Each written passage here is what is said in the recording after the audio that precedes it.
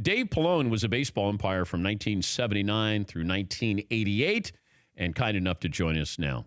Dave, thanks for joining us. That's the reason why we're having you on. Your thoughts of the automated strike zone. Well, Dan, how would you ever get an umpire to throw out a guy twice at the same bat? I mean, if we have electronic umpires, can't happen. You know, that just happened last night. Never happened in my career to throw the guy out twice at the same play. But that's beside the point. I think balls and strikes are have been part of the game naturally forever. And if you take away the human element of it, I just think it ruins the game of baseball. You know, I was all in favor of the instant replay for fair and foul, fan interference, but this, you know, safes and outs and all that other stuff that goes along with instant replay, I just think it takes away the human element of the game. All right, explain this to me, though. Why was there a strike zone for the American League and one for the National League? Well, it started way back when, if you remember, the American League umpires used that balloon protector. Yeah. And they made them sit up higher. And so it gave them the higher strike zone because they really couldn't see the knees. And where the National League umpires, you know, we had they started off with the protector that went to the chest. And so they could get further down, lower down, and they could see the knee, but they really couldn't see the higher strike zone. So that's where, when I was umpiring, the strike zone kind of maybe just a little bit above the waistline and at the bottom of the knee. And where in the American League, when they used the balloon, it was chest high and maybe at the belt, but never down by the knees. That was the difference. What's your biggest problem or concern about the strike zone now, balls and strikes? Well, my two things are, number one, it's easy for me to say this because I'm retired, but, you know, I do not like the inconsistency. You know, one thing is easy for me to say, egotistical maybe that I'm saying this, but I think I was consistent. People knew that I was going to call a lot of strikes, maybe an inch or two off home plate from a right-handed batter and a left-handed batter. Fastball 2 inches off the plate. You know, you're standing there looking at it. You can't see that. I can, but the batter can't.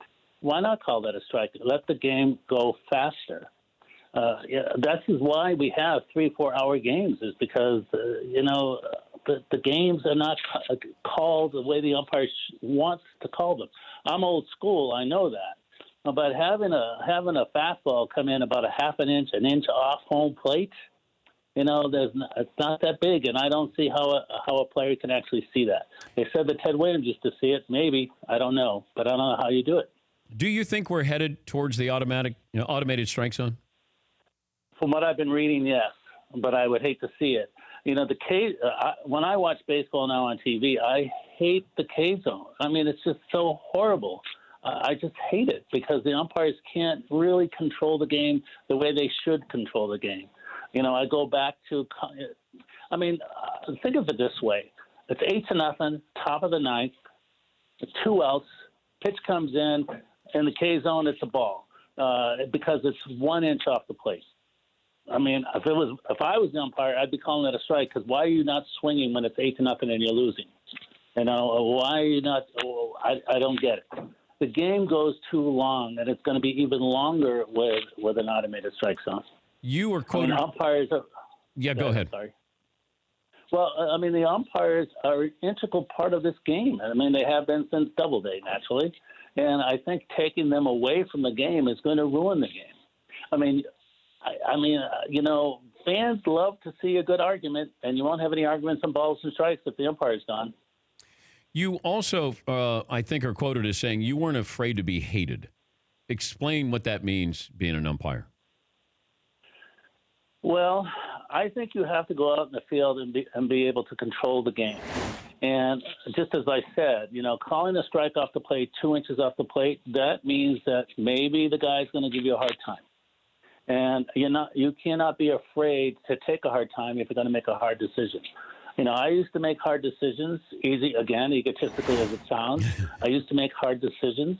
But I think they would go against players that they couldn't understand why I would call that, because some umpires wouldn't call the plays I called, and I think I had enough guts to call them. And that's why you have to be okay to be hated, because you are going to be hated. You're going to be hated by the home fans. You're going to be hated by visiting ball players, home ball players. You are going to be, quote unquote, hated, but you have to be okay to be hated in order to be good at what you do. He's Dave Pallone, former baseball umpire, joining us, Dan Patrick Show. Explain this to me, the logic of if Greg Maddux throws a pitch off the plate, he'll get that pitch, or Tom Glavine, whereas the pedestrian pitcher won't get that. Or if Wade Boggs, Tony Gwynn take a pitch, therefore it's probably a ball. Why do the best players get the calls or more calls, or at least the appearance, than the regular guys? It's easy for me to say that you answered your own question, but, the best. The players that you name were the best at what they do because they were always consistent. You take, for instance, let's say call a Nolan Ryan, for instance. His 100-mile-an-hour fastball, 90%, 95% was always around the plate, always right there. Remember, think about Johnny Bench when he caught. There was a rule that we followed with Johnny Bench. If he moves his glove a little bit to the left, a little bit to the right, up or down, it was going to be a strike because that's how he caught. He made it always look good. And a pitcher with great control, like a Steve Carlton, a Nolan Ryan, Glavine, Maddux, great control, you don't have to worry about it. You can call that pitch a strike, even though it might be a little bit off the plate or a little bit below the knees, because he's always going to be there. But you get a guy that throws it 10 feet above the guy's head all the time and, 2 feet outside all the time, and then all of a sudden he throws a pitch that's 2 inches off the plate. Why should you call that a strike? But if it's someone that's always consistent, why not give it? Makes the game go quicker. That is the big key. That's why we're losing a lot of fans in Major League Baseball today, because the games are so long they can't stand being there. For the first time, since I've been going to baseball games after I've retired, I went to a Rockies game, Dodger game. The game lasted 2 hours and 40 minutes, and it's the first time that I can remember that I stayed the entire 9 innings because the game was a good game and it was a fast game. And 2 hours and 40 minutes when I was umpiring was a long game. What's the moment that sticks out? I know you had your moment with Pete Rose, but is there a moment during your umpiring career that stands out, good or bad? One? Yes. I think it was the 87 playoffs between the Giants and the Cardinals, going back to being hated. There was a call where it involved Coleman from the Cardinals. Vince Coleman? He ran out of the base. Yep, he ran out of the baseline. The ball was thrown over his head. The first baseman couldn't catch it, went down the line. I called time. I put the runner back to first, called him out, and so forth and so on. It's a gutsy call. It's a call that a lot of umpires don't make. But you have to make that call because that's what that box is there for you to run inside that box. 2 feet have to be in that box. So 1 foot has to be on the white line, and the other foot has to be in the box.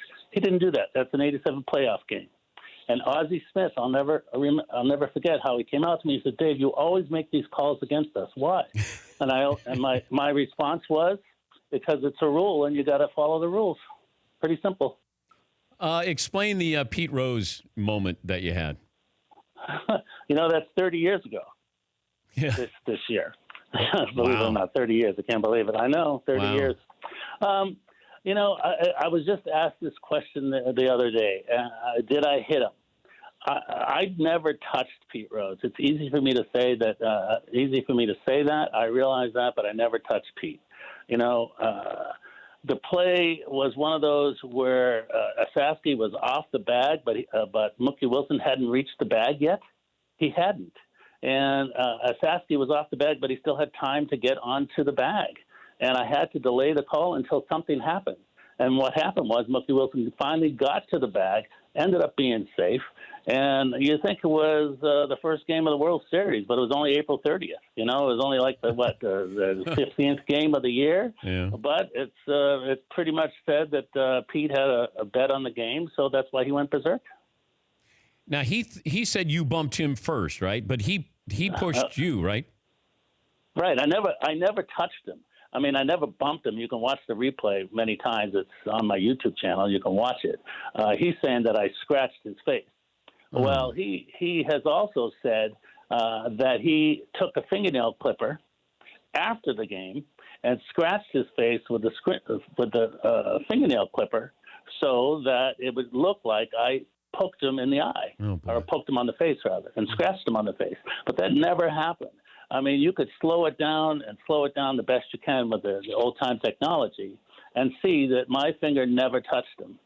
And I know I didn't. It's easy for me to say that, I know, but I know I never touched him. But he certainly pushed me into Kentucky.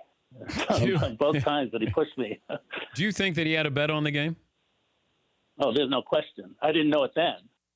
I did not know it then, naturally, but there's no question after. Did you Absolutely. have any suspicion that Pete was betting on games back then? I knew that he was a heavy gambler. I knew that he was a heavy gambler. It's easy for me to say that I had an inkling. The scuttlebutt was that he was, but I personally never knew it to say that he absolutely was. I knew other things about baseball players during my career, but nothing about Pete as far as betting on the game itself. What did you know about players? Well, there were players that I was living in New York, and naturally, young guy, single guy, going out in the city of New York, and you'd run into players. Certain players would come up to me. Here I am, a Major League Baseball umpire, trying to mind my own business, end up in the same bar or nightclub as some of the players, and have them come up to me and say, "Do you know anybody who can get me Coke?" And I would say no, and I would walk away. So they're coming up to a current umpire asking if you can score some Coke. No, not umpire. Player. Oh, yeah. No, yes. you were an umpire. Yeah. Correct. Yes, correct. And players would come up to me and ask me if I knew anyone that could get them Coke. I mean, that's the kind of things that, you don't talk about very often, but it happens. Happens all the time. I don't know what happens today, naturally, but it happened back in the 80s when I was there. What else? It's easy for me to say that, I know, but it's just the way it is. What else did you know? I knew, I did know, well, you remember the story about the Pittsburgh Parrot. I mean, I knew about that, him selling Coke to players. I knew about that. I knew about umpires doing, whether it be the gambling that the umpires had, whether it be, whether it be extramarital affairs, whatever it might be. It's not my business to say, and I certainly would never mention names. And it's, again, easy for me to say that I know who they are, but I'm certainly not going to out them because I don't believe in that. But anything I say now at my age, I would assume that it's the truth because it is. Did you say that umpires were gambling? Yes, without question. Well, explain. No, I'm not saying. Okay, I'm not saying that they were gambling on the games themselves. The baseball games. I'm not saying that. So don't misconstrue what I'm saying. Okay. But not about baseball games. No, absolutely not. Oh, so it could have been football or horse racing or something like that. Everything that they weren't supposed to be doing. Right, correct. Well, it's good to catch up with you, Dave. Hope retirement's treating you well, and we appreciate you joining us. Thank you so much. I greatly appreciate it. And I enjoy your show, always have, and haven't seen you since the All-Star game at Coors Field way back when. It was a long time ago. Oh, yeah. I think I took my son to that game. Yeah, it was a long time ago, but that's the last time you and I had seen each other, but we've spoken since then. Well, it's good to catch up with you again, Dave. We appreciate your time. Thank you. All right. Well, thank you so much. That's Dave Pallone, former baseball umpire. For more Dan Patrick Show, tune to Audience Channel 239 on DirecTV or download the Dan Patrick Show app.